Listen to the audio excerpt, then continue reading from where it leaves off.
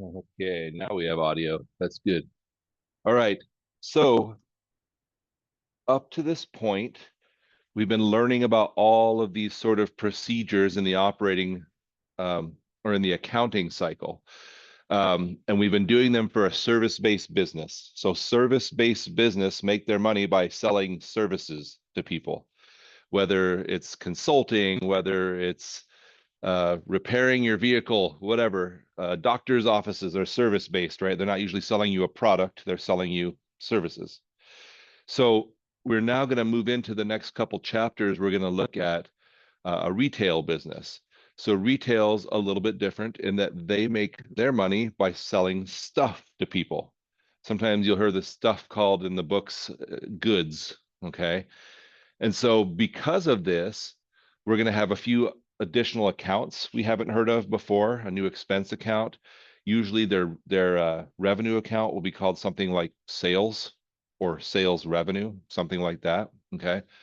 But other than that, it follows a similar process. Not similar, exactly the same, debits and credits.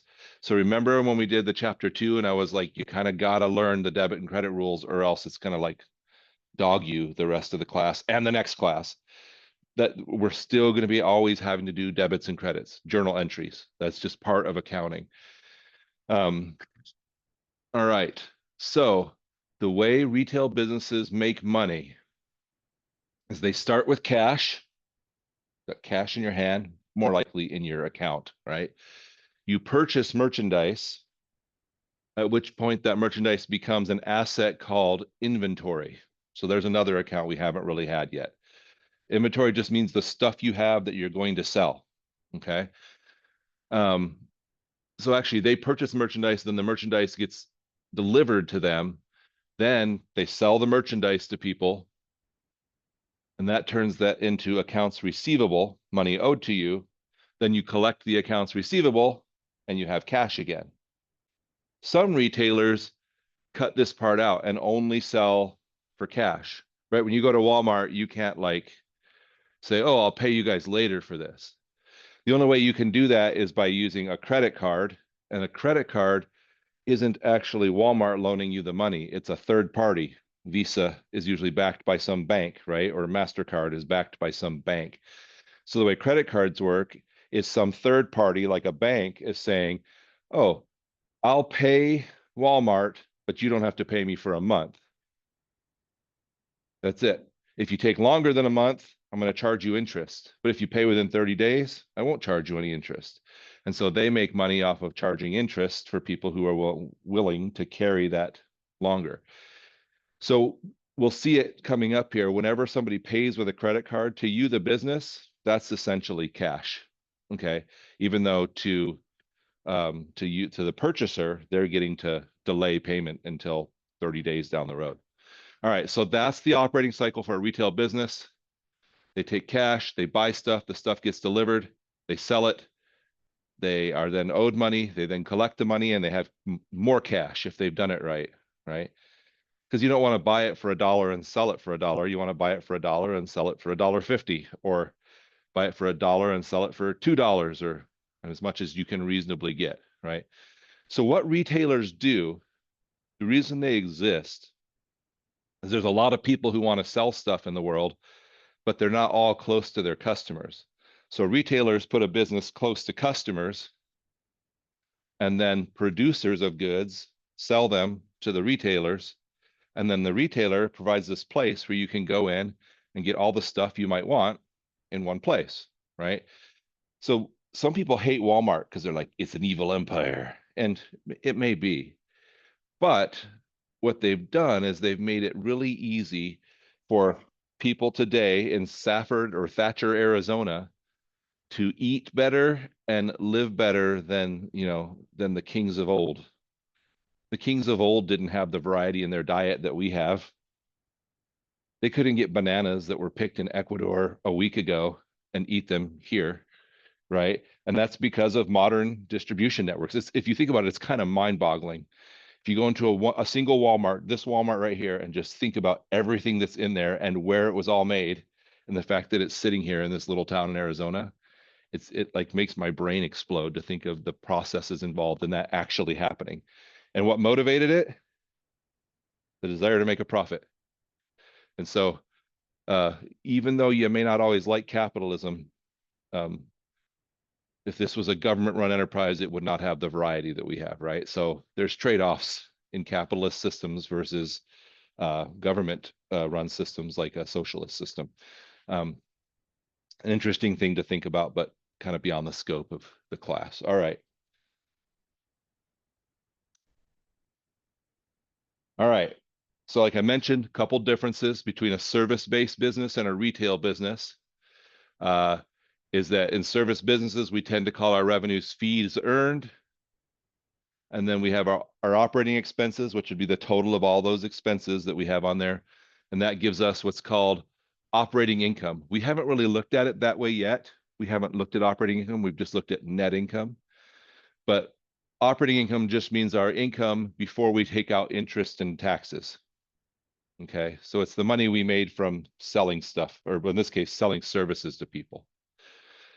So the income statements we're going to see coming up here are going to have a separate operating income, then it will separate out interest and expense, and then we'll have a net income. And you'll see it. It's the same concept, just more detail. Okay. With a retail business, our revenue is typically going to be called sales.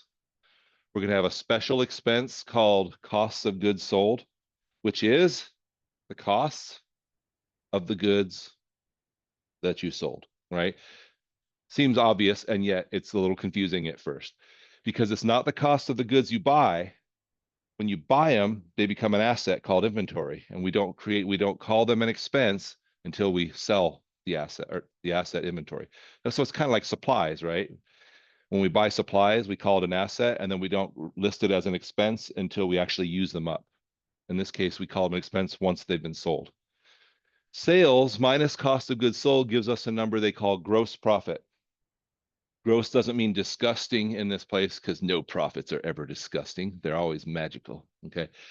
But it means is our profits before all of our operating expenses. So it's just our profit that we made just from selling. So if I buy something for $1.50 and I sell it for $2, then my gross profit is 50 cents.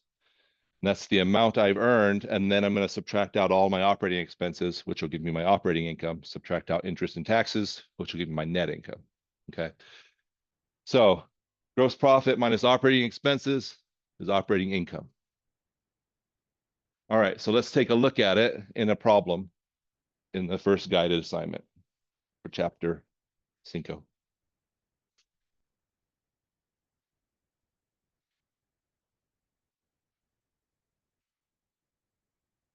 I'll give you a moment to open yours up. Should already be open because you know how this goes by now. Did you know that we're 1/4 of the way done with the semester? All right. We finished 4 weeks. Nice. If you're in an 8-week class, you're halfway done. This one's not an 8-week class. It would be murder to try to squeeze this into 8 weeks. We'd end up with a failure rate of like 60% or something. I don't know that. Some people would just kill it. I know.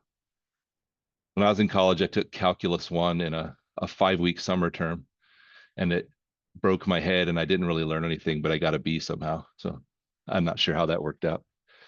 I sit down in there, and the teacher, it's at Leeward Community College in Hawaii, and the teacher like speaks pidgin English. He's like, "Okay, bruh, you like know that one part of the integral calculus, like where it looked like one puka on the violin?" And I'm like, I don't know what this guy's saying. And like all the other dudes in the class are like, mm-hmm. And he was like, the little integral sign looks like a stretched out S, like the puka, the hole on a violin, right? And I'm like, I don't know what this guy's saying. And then he's like, you remember when we go over this in like trigonometry? And everybody in the class is like, mm-hmm. And they have like a little notebook and they all pull it out and they turn to the page where they had learned that proof in trigonometry with this same teacher. I'm like, I'm screwed, right? It was like a bunch of engineering majors who had taken an expedited trig with him before, and then we're now taking calc. And I was like, I can't. So I just like tried to learn it out of the book and somehow pulled a B. That was good enough. All right. Come on, we have a couple teachers here where you can't understand them. You can still get through their class. And if you go to a university, there'll be many, many more teachers that you can't understand, just so you know. It's pretty normal. A lot of our math and science teachers in this country come from foreign countries. And so you just got to get used to their accents and do your best. Just be like, good thing I know how to read textbooks, except you guys have never learned how to read textbooks. Did you know there's a textbook for this class? Yeah. When you're doing the problem, you can click on like, and then it will take you and show you like examples in the textbook. Someone the other day was like, I didn't even know that was there. So it's a good thing to know. All right. Everybody got it up? That was a long interlude there. All right. During the current year, merchandise is sold for $8,100,000. The cost of goods sold is $4,698,000. What's the amount of gross profit? So I just told you that merchandise sales minus cost of goods sold is our gross profit. So it's really a simple subtraction. 8,100,000 minus 4,698,000. So we had a gross profit as 3,402,000.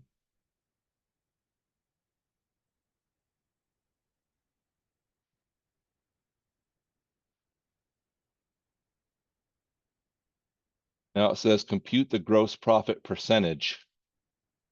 And then it even tells you gross profit divided by sales. So it's just like saying, what is the gross profit as a percentage of sales? Okay. So I take my gross profit, divide by sales. Whoops. And I come up with 0.42. To turn that into a percentage, right? I just multiply by 100, or I just move the decimal over to the right. Here's an interesting relationship, and it's pretty obvious once you see it, but it's not always obvious at first, is that our cost of goods sold and our gross profit as a percentage of sales are the complement of each other. Meaning, if gross profit as a percentage of sales is 42%, then cost of goods sold as a percentage of profit must be 58%. Complement means they add up to 100%. Okay. So because it's just those figures involved, it's just sales minus the cost of goods sold gives us gross profit. So you could also say the sales minus the gross profit would give us the cost of goods sold, because the two of them add up always to the sales. Okay. This will come into play a little later. So, all right. Will the income statement always report an operating income? Well, not if there's an operating loss, right? So, and I'm not trying to be a grammar Nazi, but I think it's not a operating income, it's an operating income. All right. Come on, Cengage, do better. All right. So I'm going to say no. Let's see how it likes that answer. All right. So it agreed with me. Sometimes it's like, no, you're wrong. That's actually an operating income, even though it's a negative operating or something like that. And you're like, nerds. All right. Maybe you wouldn't call them that because it's hurtful, but I'm not afraid to be hurtful when it helps.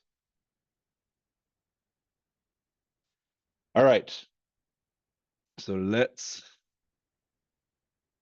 go back. All right. So like I already said, oh no, I haven't told you. So with the other thing that's different with the retail business is we're going to have a couple of different balance sheets accounts. The first one's called inventory, which is the stuff that you're going to sell. I already mentioned that. But the second one is called estimated returns inventory, which is a contra asset. Okay. Which means it's a negative asset, or it's going to reduce the amount of our inventory. This would be inventory that we've already sold, but we expect some of it's going to be returned to us. It's a very normal thing in the retail business to know you're going to have some returns. And so we'll learn about it, but the idea is that businesses will make an estimate as to about how much will be returned so that they can record the expense of that. And we'll see that in a little bit later. There'll be some balance sheet. There'll also be some liabilities on the balance sheet. So customer refunds payable. Remember, if we estimate how much people are going to return, we also need to estimate how much we're going to have to refund to the customer. And then estimated coupons payable. If we issue coupons out to people, we know that some of those will get redeemed and we'll have to pay on them. Okay. Probably if you were like me, when you first started thinking about accounting, you were like, what's great about accounting is it's like a exact science. You can know exactly. And then as we get into it, we're like, wait, there's estimates. Somebody's having to make a judgment call and about, well, what percentage of those coupons do we think will actually get claimed? What percentage of this merchandise we sold do we think is going to get returned that we're going to have to account for? And that's true. Okay. There's areas that are vague and kind of like require estimates. It's great once you've been in business 20 years and you can say with pretty good certainty that about this much is going to get returned. But for a new business, harder to know, right? On the income statement, we'll have sales as a revenue. We'll have cost of goods sold as an expense that we haven't seen before, which I already told you. And then we'll have delivery expense too, which is the cost of getting the goods from the supplier we buy them from to us. Okay. Um, Actually, no, it's the cost of getting the goods from us to the people who buy it from us. Because we're typically going to roll the cost of getting it from our supplier to us into the cost of goods sold. It's going to be part of what we paid to get it. So sorry, I just made a mistake and hope I didn't confuse you too much. So delivery expense means the cost of us getting the product to the customer who buys it from us. All right. So this part's a little confusing to people at first. Whenever, so, okay, also, there are two types of inventory systems. We're going to focus on one of them in this class. And I think I've scrubbed the other one out of the homeworks completely. If one comes up, we'll have to go over it. But I'm pretty sure I went through them, got them all out. But it's easy to miss something sometimes. So we use what's called a perpetual inventory system in this course, which means when we buy inventory from our suppliers, we immediately add it to our inventory. And when we sell it, we immediately take it out of our inventory. This didn't used to be the norm before, like what are called point of sale systems, like barcode scanning systems. It was just too much to try to keep track of all of that all at once. So they used to use something called a periodic inventory system, where you would just once a year count up all your inventory, make a record of it, and then as you bought stuff, just write down what you bought. At the end of the year, you would count up all your stuff again, and then be like, okay, here's what I had, plus everything I bought, minus what's here now, tells me how much I sold. That was the old way. The new way uses computers to kind of keep track of it instantaneously. Okay. And since almost all businesses do this now, that's why we're going to focus more on the periodic system. All right. I'm sorry, on the perpetual system, the one where we're keeping track as we go. So under the perpetual inventory system, cash purchases of merchandise are recorded as follows. We debit inventory, meaning increase the asset inventory, and we credit cash, meaning decrease our cash. Because that's all that's really happening, right? We're going to the supplier, we're buying something, and we're paying them cash. That thing we're buying, we're going to record as an asset, something we have. There's a couple of challenges with this. It's pretty normal for vendors who sell us stuff to offer discounts for us to pay early. So it's really standard in the wholesaling business. Those are the suppliers who sell stuff to the retailers, to give people 30 to 60 days, depending on their own policies, to pay for the stuff they sell. Okay. So to try to speed that up, sometimes they'll offer a discount, like we'll give you a 2% discount if you pay within 10 days, something like that. So this notation you'll see looks like this. 2/10, N30 means you get a 2% discount if you pay within 10 days, or the net, meaning everything you owe, is due within 30 days. So your options are to pay within 10 days and get a 2% discount, or to pay within 11 to 30 days and pay the full price. If you don't pay within 30 days, now you're past due. Okay. So There's all sorts of variations on this. You'll see 310 net 30, a 3% discount, 25 net 30, which means a 2% discount if you pay within 5 days, etc. Okay, so just recognize that notation. Sometimes you'll see N/EOM, which means net end of month, meaning regardless of when in the month you buy it, payments due at the end of the month. Okay. These are normal payment terms that you'll see in some of these homework assignments and in real life if you go to work in a retail business. Discounts taken by the buyer for early payment are called purchase discounts. Also, when we're doing these transactions, the first thing we have to figure out, which is way easier in real life than in a class situation, is, are we acting as the buyer right now or the seller right now? So when you're doing these, assignment problems, you have to read them carefully and recognize, oh, I'm the buyer, I'm buying from the supplier, or oh, I'm the seller, I'm selling this to a customer. In real life, you know what you're doing. You're either buying or you're selling. So when we're the buyer and we take the discount, we're going to record this as something called a purchase discount. So here's an example. Net Solutions would record the Alpha Technologies invoice and its payment at the end of the discount period as follows. So they purchased $3,000 worth of stuff from Alpha. So they're going to debit inventory, showing their inventory asset going up, but they didn't pay them cash. Instead, they're going to owe them. And so they do accounts payable to Alpha Technologies. So far, we've only just looked at accounts payable. It's normal to have a sub account in your accounts payable for each different person you owe. So you can keep track of, I owe 3,000 to this person, I owe 5,000 to this person. So that's why this one says accounts payable dash Alpha Technologies. Another way of saying that is we have our accounts payable account and then a number of sub accounts for each person we could possibly owe. Okay. Then if they have a 2% discount for paying within 10 days, when they go to pay it, we'll see that they debit the accounts payable, meaning they're paying off the full $3,000. But because they paid within 10 days, they only have to pay $2,940 in cash because they got a discount. And then what we do is we credit the rest of that to inventory.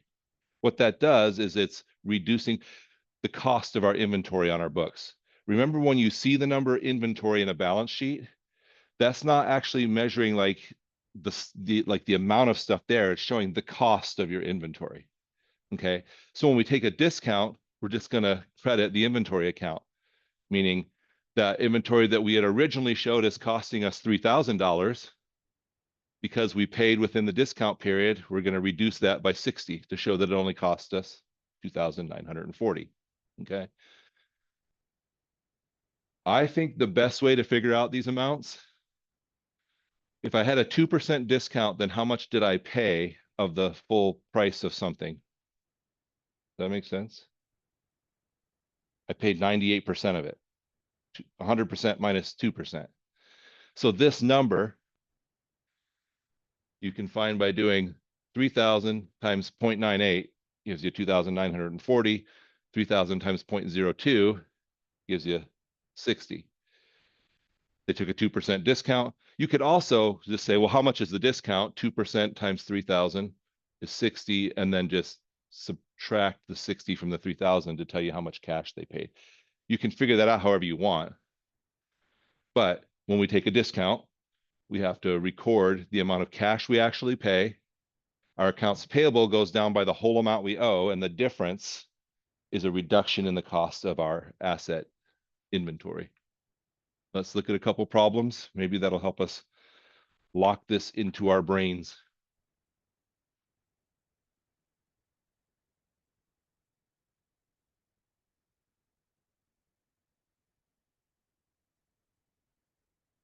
All right, the stationery company purchased merchandise on account from a supplier for $14,500. Terms were 210 net 30. The stationery company returned merchandise with an invoice amount of $3,500 and received full credit. If the stationery company pays the invoice within the discount period, what is the amount of cash required for the payment? Okay, so full price was 14,500. Then they returned 3,500. So now all they owe these guys is $11,000. Does that make sense? First, full price minus the amount we returned to them, and they gave us a full credit, meaning they reduced the amount we owed them. We have $11,000 we owe. And now if we take it within the discount period, we're going to get a 2% discount. So we could either take 11,000 times 2% to get us the amount of the discount,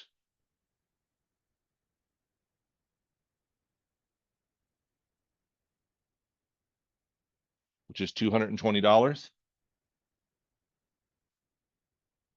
Then we could take the 11,000 we owe minus the amount of the discount.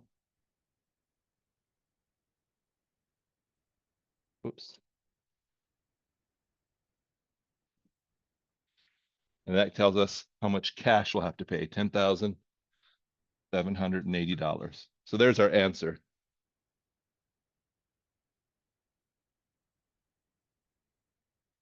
The other thing we could do if we like to skip a step, instead of doing all this, we could just say, if I have a discount of 2 cents per dollar or 2%, right? Then the full amount I'll have to pay is 98 cents per dollar or 98%. And I could do 11,000 times 98%, and that's going to give me the 10,780. You could approach it either way, okay? So what we're going to end up doing then is when we created this transaction, okay, when we first bought the stuff from the guys, we did a journal entry that was like, we're going to debit inventory, 14,500, and we're going to credit accounts payable, 14,500. Then when we do a return, all a return looks like is us just reversing this. Accounts payable goes down by 3,500. And inventory also goes down by 3,500. That's what the return looks like as a journal entry. So at this point, the balance of our inventory account is $11,000, right? We debit 14,500, credit 3,500, and the balance of our accounts payable is a credit of $11,000. Then we go ahead and we make the payment within the discount period. We're going to debit accounts payable, the full $11,000 that we owe still. And then we're going to credit cash, $10,780. And we're going to credit inventory, what was it, $220. So this is what this whole sequence of things looks like. Make the purchase, inventory goes up, accounts payable goes up. Make the return, accounts payable goes down, inventory goes down. Pay it off, accounts payable goes down by the full 11,000 that I still owe. Cash goes down by 10,780, and inventory goes down by the amount of the discount, because the inventory is showing my total cost of the inventory, and I want it to match up with what I actually paid, which was 10,780. Yes, no? Don't worry, you'll get more practice, right? Under perpetual inventory system, what account is credited by the stationery company to record the return? So we're going to say inventory, right? We're crediting the inventory account.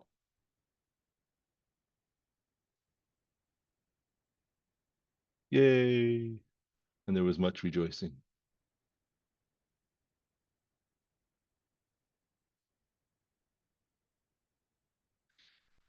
All right.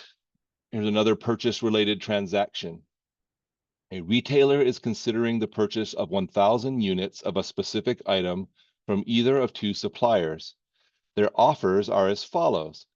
Supplier one, $34.80 a unit with terms of 110 net 30, meaning a 1% discount or the whole amount due within 30 days. No charge for freight.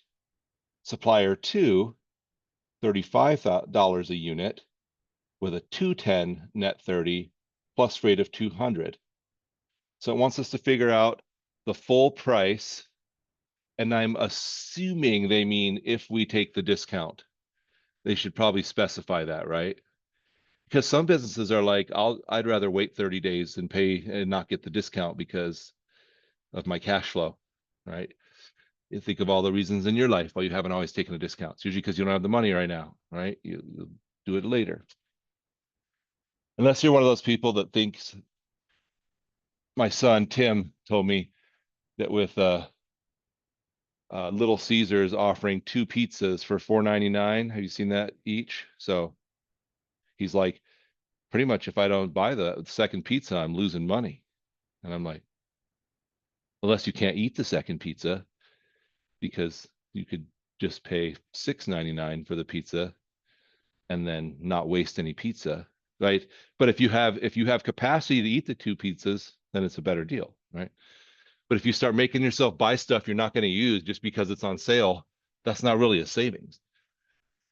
But if you buy both pizzas and then gift one to your father, that buys you a lot of goodwill, right? Little Caesar seems to be a polarizing pizza. And what I mean by that is there are people who are like, I love Little Caesars, and people who are like, ew. Domino's is like that too. I think it's disgusting, but there's a lot of people who love Domino's, right? So, but the Little Caesars pretzel crust with the cheese sauce, come on, magic and healthy, so healthy. All right, like never take health tips from a guy that weighs 320 pounds. I believe, I don't know, he could be like a really healthy 320. So probably someone who's shaped like this.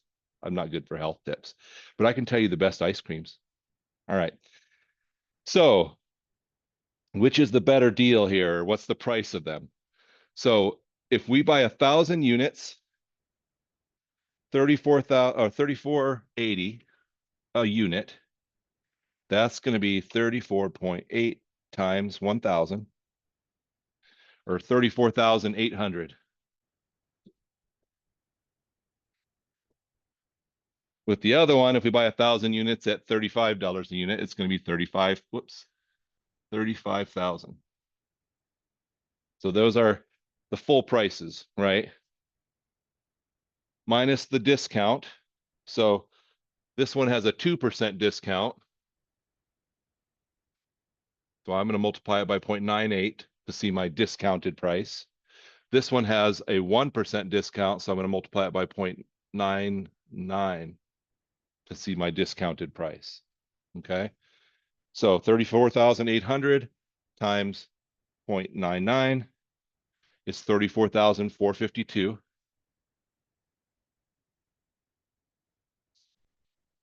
Does it make sense that if I have a 1% discount, I'll be paying 99% of the full price? If I have a 2% discount, I'll be paying 98% of the full price. Okay. 35,000 times 0.98 gives me 34,300.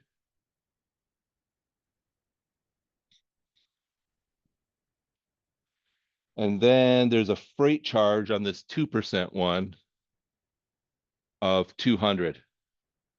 So a freight charge I'll be paying, right? So,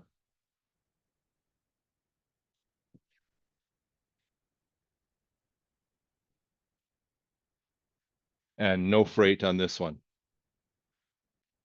So it looks like 34,800 with a 1% discount is going to cost me 34,455. The 35,000 with a 2% discount plus a $200 freight charge is going to cost me 34,500. Honestly, a difference of $45 on a $35,000 bill is almost negligible. So, yes, I would take the cheapest one if everything else was equal. But like if the guys that I was dealing with here were way cooler and way easier to deal with, I might be willing to pay an extra. That's the funny thing about accounting. We can capture all the financial information, but sometimes decisions come down to other like non-financial factors too.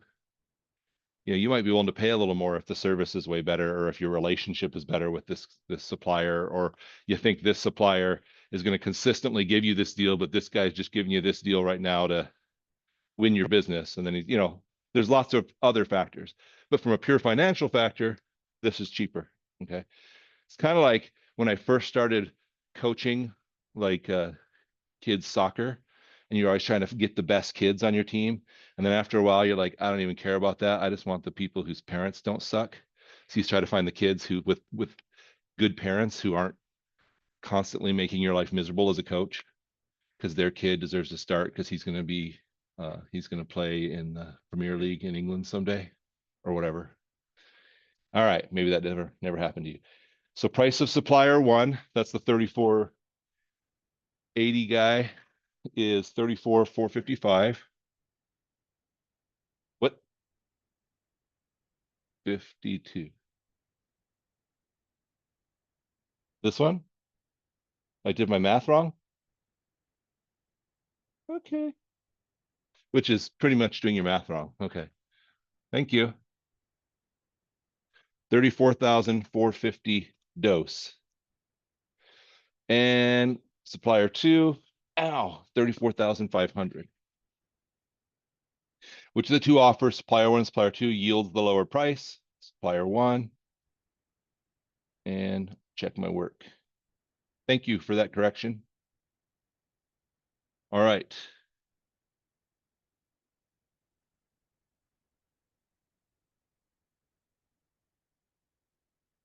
All right. So before we pay an invoice, the buyer may return inventory or be granted what's called a price allowance.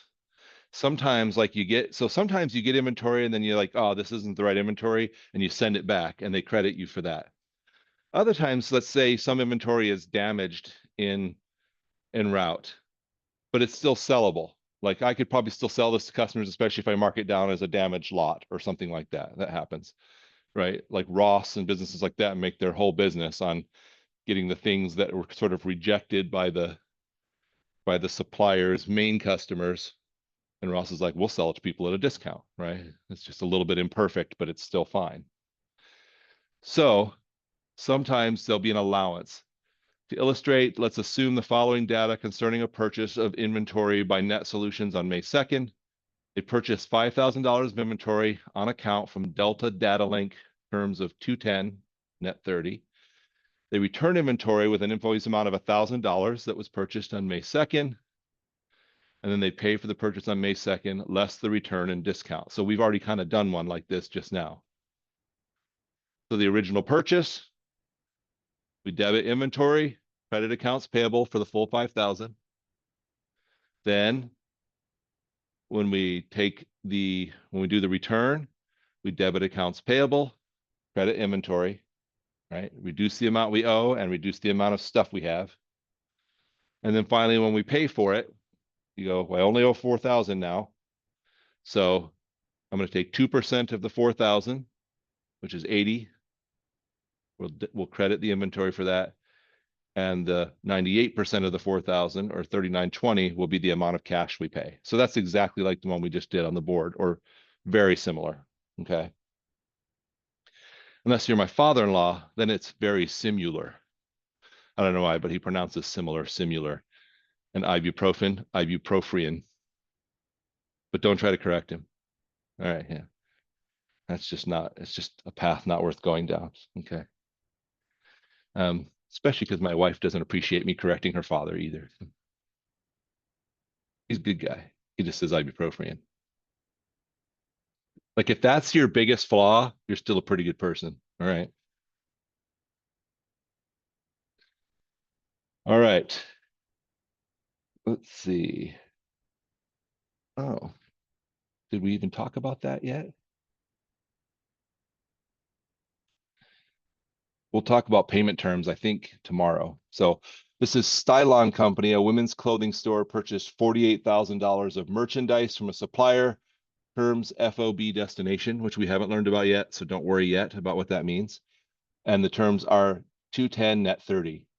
Using the net method under perpetual inventory system, Stylon returned merchandise with an invoice amount of 7,500, receiving a credit memo. So we're just going through, let's record the initial purchase. So we're going to debit inventory, right?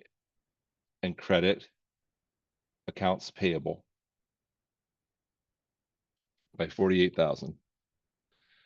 So this is our first entry.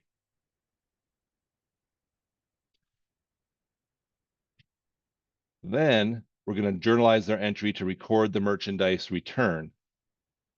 And the amount of the return was 7,500. So all we do for returns is we're reversing the sale in essence. Okay. So we're going to debit accounts payable because we're going to owe less, or we're going to credit inventory because the cost of our inventory is going down. That's the amount we returned.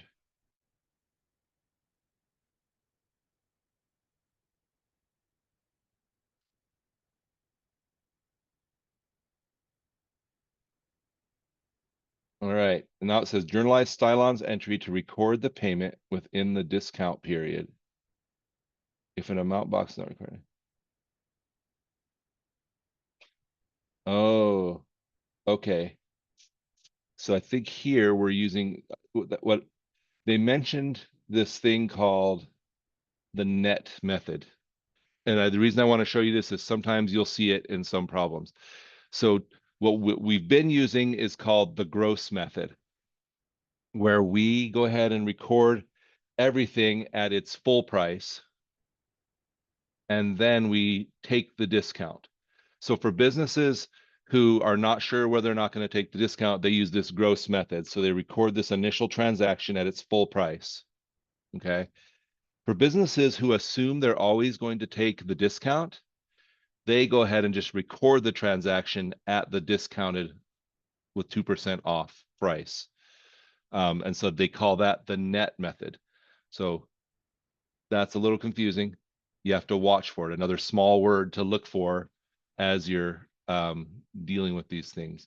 Sometimes I think that's the hardest part about a lot of this stuff is like, just there's like a little word that you have to catch to be like, oh, this one's a little bit different. Okay. So what we're actually going to do is we're going to record the discount on our initial transaction. So if it's a 210 net 30, we're going to say 48,000 times 0.98. Since the 2% discount, we'll be paying 98% of the full price. And we're going to record this at its net, or net of discount price, which is 47,000.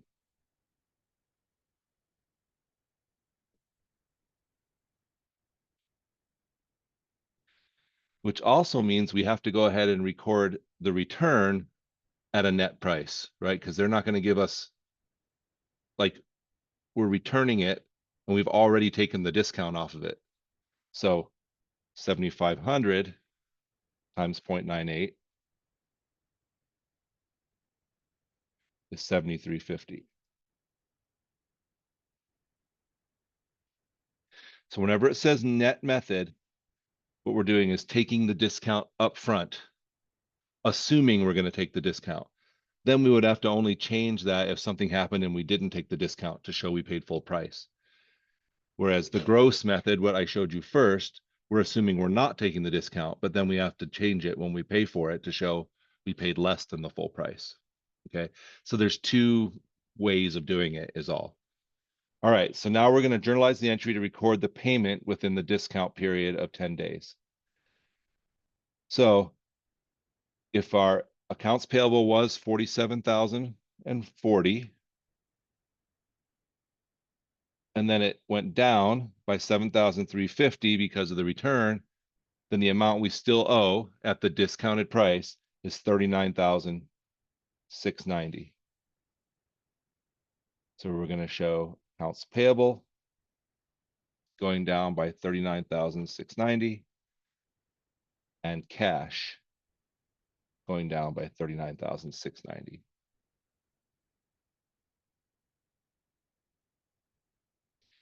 And then we have this other issue of journalize Stylon's entry to record the payment beyond the discount price. So if they end up not taking the discount, even though they assumed they were going to from the beginning, we've now got to show that we're paying more. Okay. So our accounts payable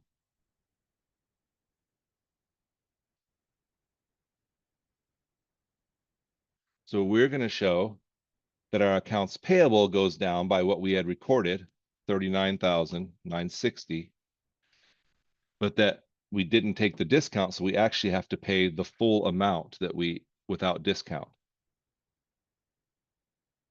which was 48,000 minus 7,500. Whoops, I put 4,800. So we're actually having to pay the full 40,500 or undiscounted amount. And that difference, 40,500 minus 39,960 is 810. Will actually be an increase to the cost of our inventory. Okay, that one's a little more confusing. And guess what? We're out of time, so I can't explain it to you very well right now. But we'll look at more. So this is from the perspective of when we're the buyer purchasing stuff from the supplier. And then tomorrow we'll see from the perspective of when we're the seller selling it to the customer. Okay. Better check our work. Make sure I didn't do something. Oh, I did. Oh, 690. Sorry. Yeah, that's a transposition error. Switch two numbers around, right? All right. There we are. Okay. We'll see you tomorrow. This chapter is a little bit hard for some people. What, scroll up or down?